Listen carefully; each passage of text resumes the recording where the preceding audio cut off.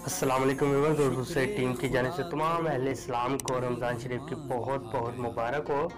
और चलिए आज की वीडियो को शुरू कर लेते हैं और जान लेते हैं कि आज का नाम क्या है और इसकी तफसीलात क्या है। अस्सलाम वालेकुम प्यारे व्यूअर्स, आज का नाम है ज़हरा। इंग्लिश में इसके स्पेलिंग बनते हैं ZAHRA। जिन्स लड़की है, मज़हब है मुस्लिम और मायनी है इसके मदद करने वाली, दोस्त, हमदर्द। ज़हरा नाम का शुमार लड़कियों के नामों में होता है। ज़हरा नाम की इब्तदाई तारीख अरबी ज़बान से निकलती है। ज़हरा नाम के अफराद के लिए खुशकिस्मत नंबर 3 माना जाता है, जबकि खुशकिस्मत दिनों में बुध जुमा शामिल है। खुशकिस्मत वाली धातों में हिस्सों के हिसाब से कांसी और तांबा शामिल है। ज़हरा नाम के अफराद के लिए माफिक रंगों में सब्ज और पीला रंग शामिल है।